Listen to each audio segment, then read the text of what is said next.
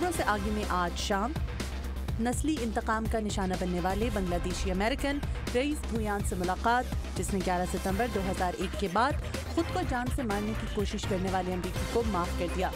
یہ ہے voice of America کی پیشکش، خبروں سے آگے۔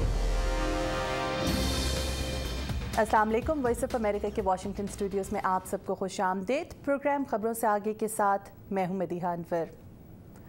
11 ستمبر 2001 کے دہشت گرد حملوں کو 10 سال مکمل ہو چکے ہیں، لیکن اب بھی امریکہ میں بہت سے لوگ ان حملوں کے اثرات سے باہر نہیں آ سکے۔ انہی افراد میں سے ایک ہیں رئیس بھویان، جن کا تعلق بنگلہ دیش سے ہے اور وہ گزشتہ 10 برسوں سے امریکہ میں رہ رہے ہیں۔ 9/11 کے فوراً بعد جب امریکہ میں غم و غصے کے جذبات اپنے عروج پر تھے تو ایک سفید فام امریکی نے انتقامی جذبے کے تحت انہیں گولی مار دی تھی۔ رئیس کی جان تو بچ گئی مگر ایک آنکھ ضائع ہو گئی۔ اس حملے کے بعد دوبارہ اپنے پاؤں پر کھڑا ہونے اور زندگی کو معمول پر لانے کے لیے انہیں سخت جد و جہد کرنا پڑی، لیکن گزشتہ کچھ عرصے سے وہ اس شخص کو پھانسی کے پھندے سے بچانے کے لیے ایک عوامی مہم چلاتے رہے ہیں جس نے ان کی جان لینے کی کوشش کی تھی۔ انہوں نے ایسا کیوں کیا، یہ جاننے کے لیے عمران صدیقی نے رئیس بھویان سے ملاقات کی۔ مزید تفصیلات کے لیے آئیے دیکھتے ہیں ہمارا اس ہفتے کا مسلمز امریکہ۔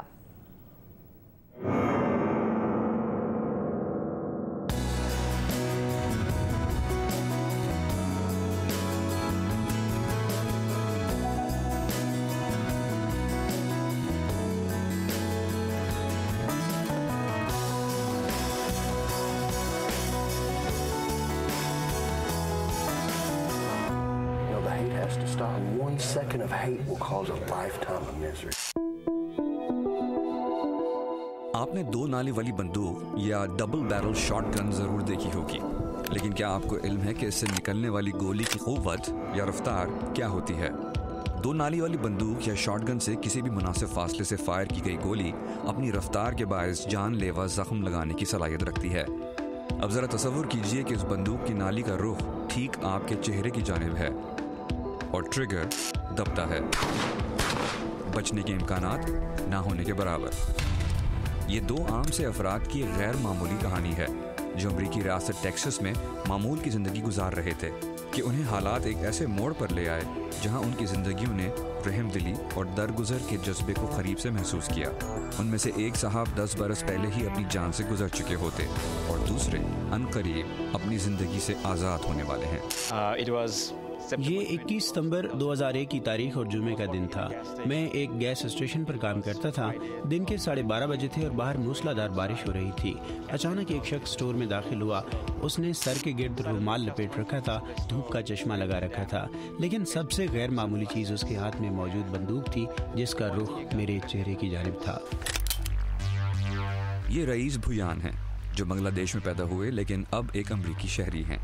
رئیس ان چند خوش نصیب لوگوں میں سے ایک ہیں جو 2 نالی والی بندوق یا شاٹ گن سے انتہائی قریب سے فائر کی گئی گولی اپنے چہرے پر کھانے کے باوجود معجزانہ طور پر زندہ ہیں۔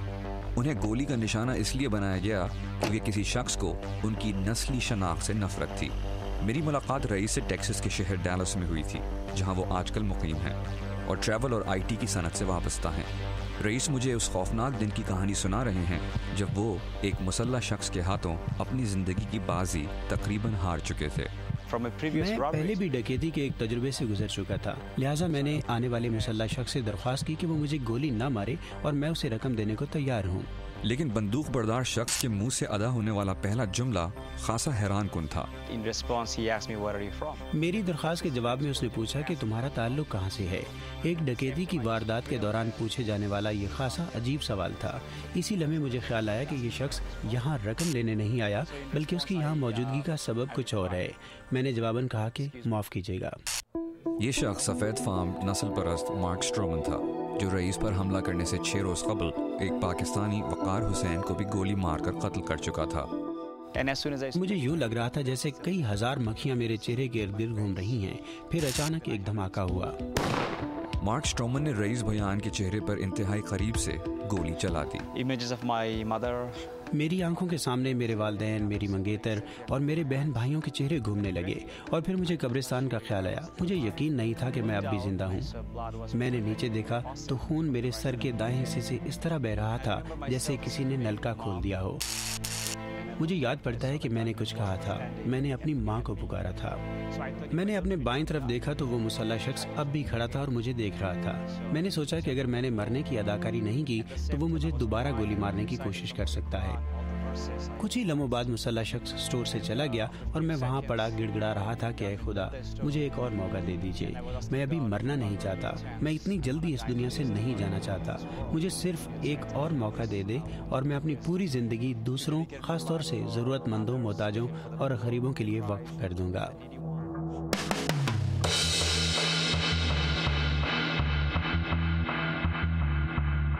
ستمبر 11, 2001 کے دہشت گرد حملوں کے بعد کئی امریکی غم و غصے کا شکار تھے. ان کی قوم دہشت گردی کا نشانہ بن چکی تھی اور کئی لوگوں کا خیال تھا کہ حملہ آور مسلمان ہیں جو جہاز اڑاتے ہوئے نیو یارک اور واشنگٹن ڈی سی کی عمارتوں سے جا ٹکرائے. ایسے ماحول میں جہاں بیشتر امریکیوں نے تہذیب کا مظاہرہ کیا, وہیں کچھ لوگ اپنے غصے اور انتقام کی آگ احمقانہ اقدامات سے بجھانا چاہتے تھے اور کچھ لوگوں نے بالکل ایسا ہی کیا. ٹیکسس کا رہائشی مارک اینتھنی اسٹرومن دوسروں کے مقابلے میں کچھ زیادہ غصے کا شکار تھا.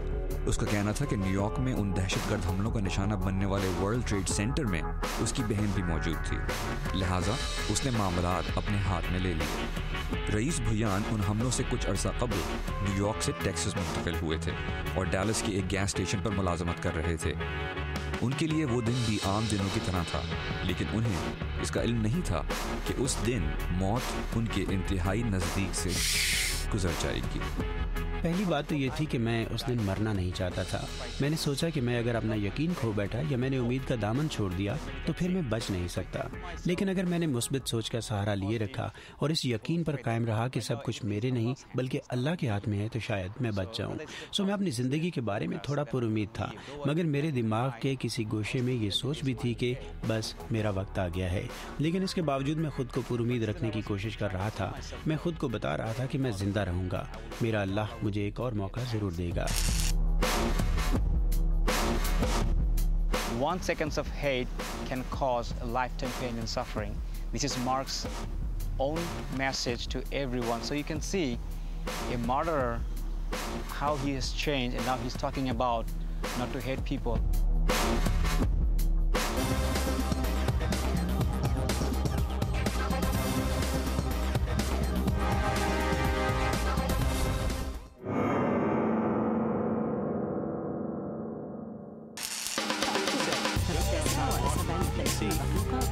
ستمبر 11, 2001 کو نیو یارک, واشنگٹن اور پینسلوینیا میں ہونے والے حملوں کے بعد رئیس بھیان ایک سفید فام نسل پرست مارک اسٹرومن کی گولی کا انتہائی قریب سے نشانہ بنے.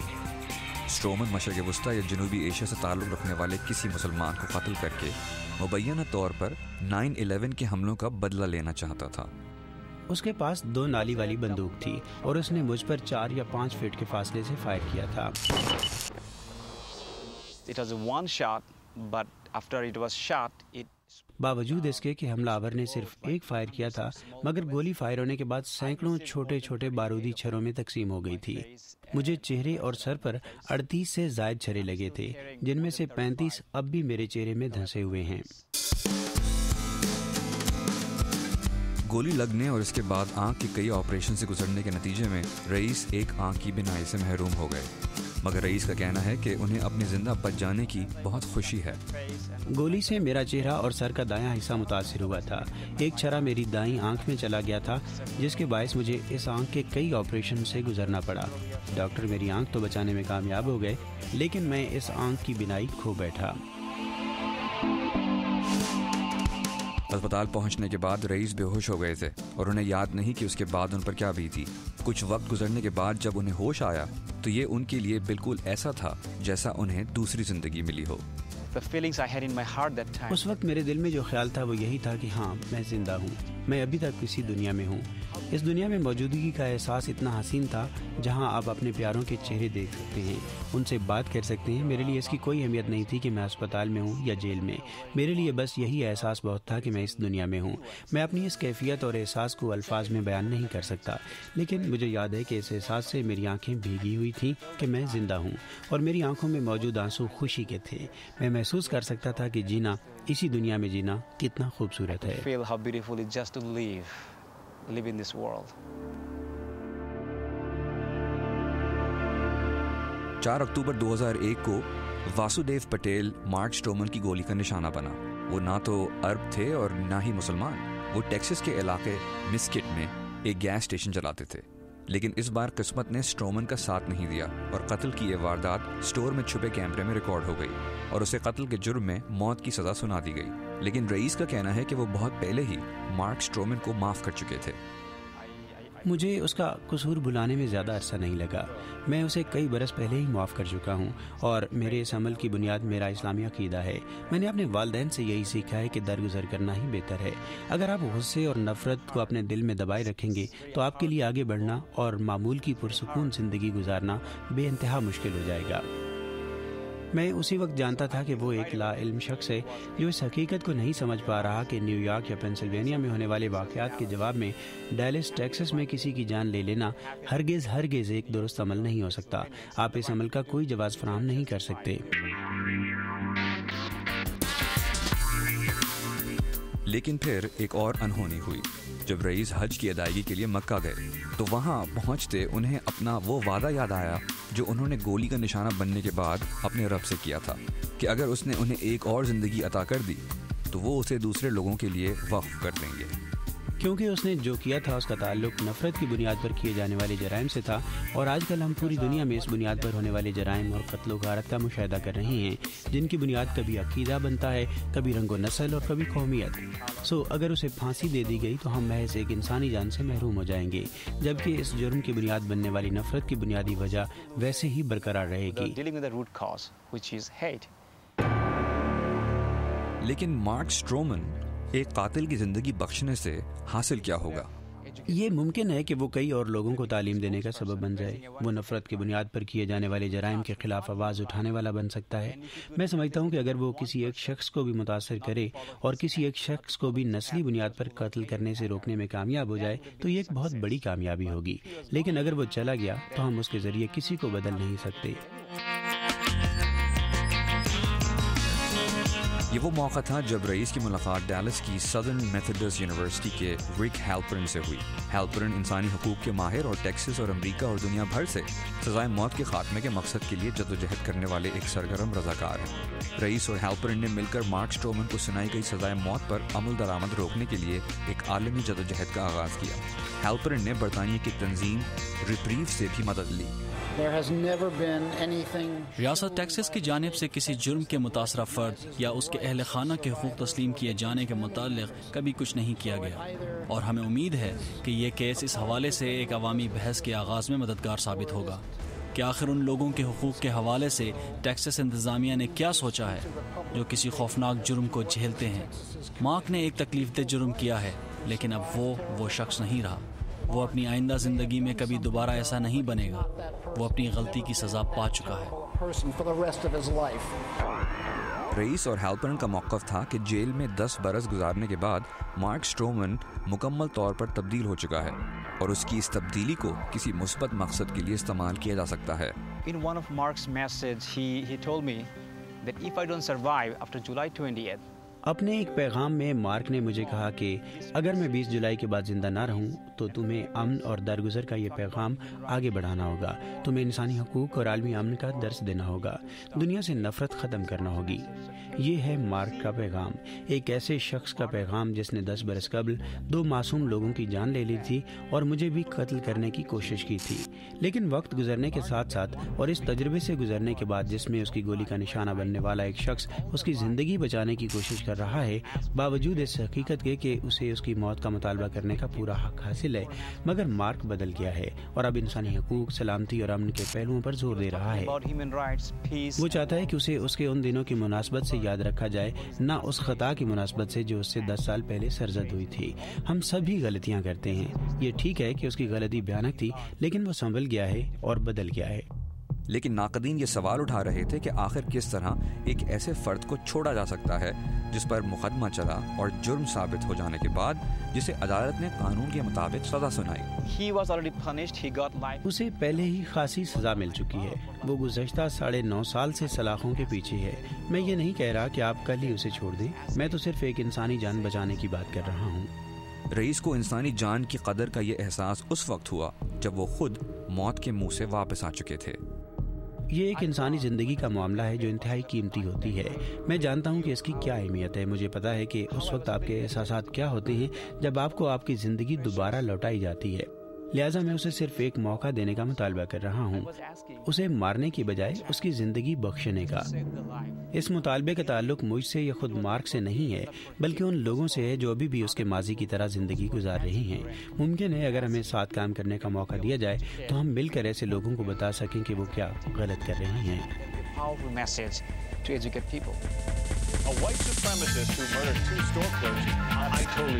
مگر یہ سوال اپنی جگہ خاصا دلچسپ ہے کہ مارک اسٹرومن کا اس خبر پر رد عمل کیا تھا کہ اس کی اپنی گولی کا نشانہ بننے والا ایک شخص اس کی زندگی بچانے کی جدوجہد کر رہا ہے۔ مسٹر اسٹرومن نے اس سوال کا جواب بی بی سی کے نمائندے ایلسٹر لیڈ ہیڈ کو دیا۔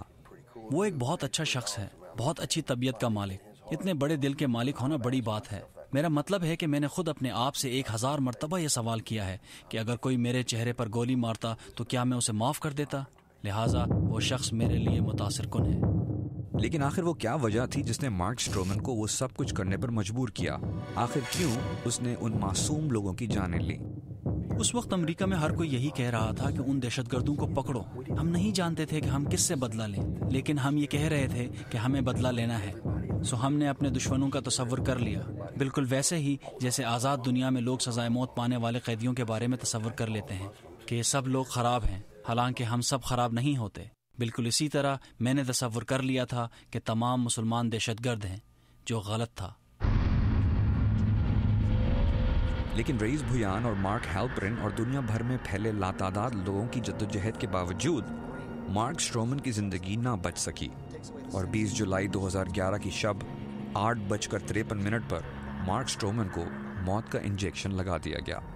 What Mark Stroman did, that was wrong. جو کچھ اسٹرومن نے کیا وہ غلط تھا، بالکل غلط۔ اس نے نہ صرف دوسروں کی زندگیوں کو بلکہ خود اپنی زندگی کو بھی درد اور تلخیوں سے بھر دیا، لیکن اس نے اپنی غلطیوں سے سبق سیکھا، اور موت کے سفر پر جانے سے پہلے اس کا پیغام تھا کہ میں دیکھ رہا ہوں کہ دنیا بھر میں نفرت پھیل رہی ہے جسے روکنا ہے۔ ایک لمحے کی نفرت ایک زندگی کو ہمیشہ کے لیے درد اور تکلیف میں مبتلا کر سکتی ہے۔ Life full of, pain and suffering. اس نے جیل کی سلاخوں کے پیچھے رہ کر خود اپنے آپ یہ سبق سیکھا ہے۔ ہم دونوں مل کر لوگوں کو یہ سمجھا سکتے تھے کہ دیکھو، اس راستے پر مت جانا۔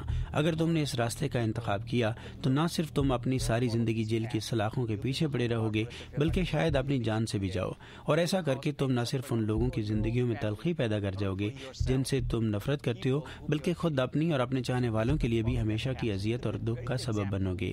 لہٰذا ایسا مت کرنا۔ اور مارک اس پیغام کو پھیلانے میں مددگار ثابت ہو سکتا ہے، کیونکہ جب وہ یہ باتیں لوگوں سے کہتا تو یہ صرف کتابی باتیں نہ ہوتی، بلکہ اس کی صورت میں اس کا ماضی، اس کے تجربات اور اس کا دل بول رہے ہوتے۔ اور یہی میں چاہتا تھا کہ ہم دنیا بھر میں یہ پیغام عام کر سکیں کہ نفرت مسئلے کا حل نہیں ہے۔ It's just one line message, but we can also explain more. The message is, let's not hate each other.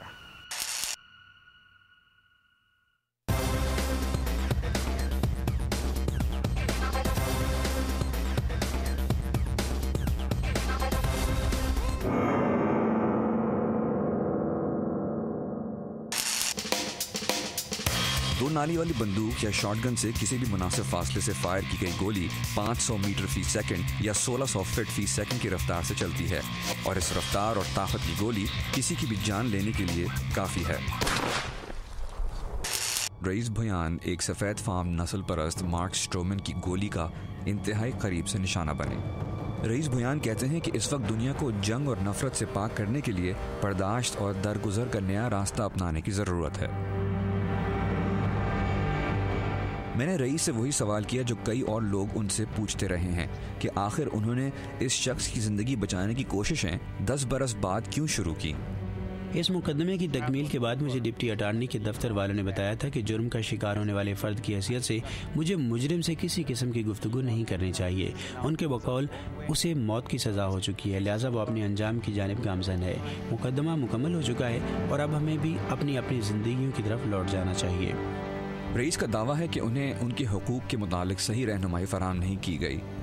لیکن جب مجھے اس سال مئی کے اختتام میں پتہ چلا کہ یہ میرا حق ہے کہ میں اپنے خلاف زیادتی کا ارتکاب کرنے والے کے موقف کی تفہیم اور اسے معاملہ طے کرنے کے لیے مصالحتی گفتگو کر سکتا ہوں، میں نے ٹیکساس کے ڈپارٹمنٹ برائے کرمنل جسٹس کے پاس اس حوالے سے درخواست دائر کر دی، لیکن مجھے کبھی اس سے گفتگو کی اجازت نہیں دی گئی۔ لیکن 20 جولائی کو جب اس کی سزائے موت پر عمل درآمد کیا جا رہا تھا، اس سے کچھ لمحے قبل مجھے اپنے ایک دوست کے ذریعے مارک سے فون پر بات کرنے کا موقع ملا۔ مجھے اس کا علم نہیں تھا کہ میں اپنے دوست سے ایسا کرنے کی درخواست کی تھی، لیکن اتفاق سے میرا دوست اس وقت مارک سے گفتگو کر رہا تھا اور اس نے کانفرنس کال کے ذریعے مجھے بھی لائن پر لے لیا، اور یوں مجھے کچھ لمحوں کے لیے مارک سے گفتگو کا موقع مل گیا۔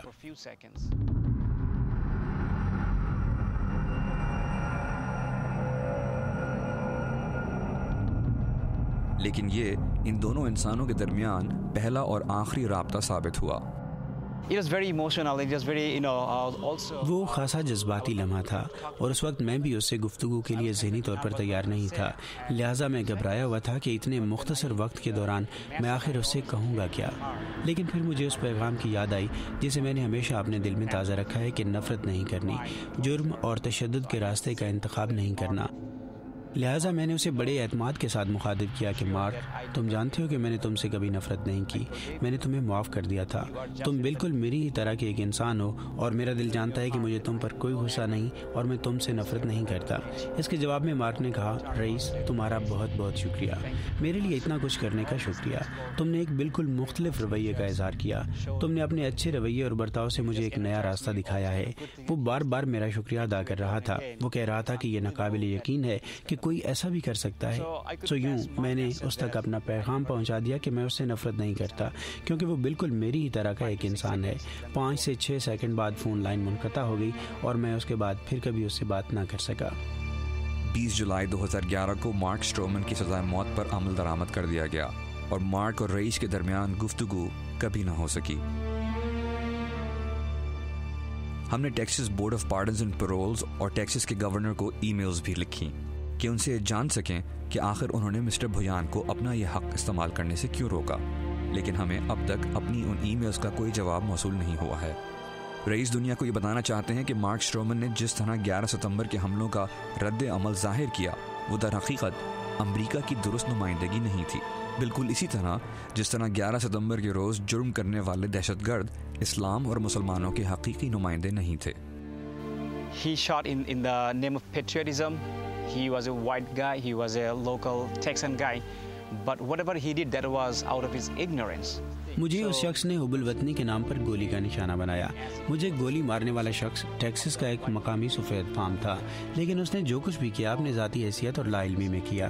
آپ اسے سفید فاموں، عیسائیوں یا اس عظیم ملک کا نمائندہ نہ سمجھیے، نہیں، اسے ایسا سمجھنا ایک غلطی ہوگی۔ اس نے وہ سب کچھ انفرادی حیثیت میں کیا، اور ہمارے معاملے میں اس کی اسی حیثیت کا حوالہ دیا جانا چاہیے، بالکل اسی طرح 9/11 کے دہشت گرد حملے کرنے والے چند افراد تھے جو اسلام، کسی خاص ملک، قرآن یا کسی اور کی نمائندگی نہیں کرتے۔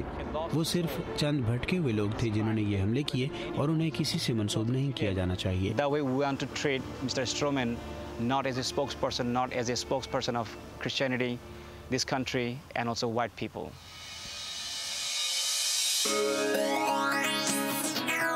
لیکن آخر میں رئیس سے یہ سوال پوچھنا چاہتا تھا کہ انہوں نے کبھی یہ سوچا کہ وہ ناکام ہو گئے؟ یہ میری ناکامی نہیں، میں اس پر ہرگز شرمندہ نہیں کہ میں ایک شخص کی جان نہ بچا سکا، لیکن یہ ان لوگوں کی ناکامی ہے اور ان کے لیے باعث شرم ضرور ہے جو معاشرے میں ایک مثبت تبدیلی لانے میں ناکام رہے، جن کے پاس کچھ مختلف کرنے کی طاقت موجود تھی لیکن انہوں نے اس کا استعمال نہ کیا۔ یہ سراسر ان کی ناکامی ہے، یہ ان کے لیے باعث شرم ہونی چاہیے۔ میری کامیابی یہ ہے کہ میں نے ایک انسان کی زندگی بچانے کی جدوجہد کی، جس کے نتیجے میں ہم نہ صرف امریکہ بلکہ دنیا بھر میں کئی افراد تک اپنا پیغام پہنچانے میں کامیاب رہے۔ یہ میری اصل کامیابی ہے، لیکن یہ ان کی ناکامی ہے جو انسانیت کا مظاہرہ کرنے میں ناکام رہے۔ Imran Siddiqui, Urdu VOA، deals, Texas.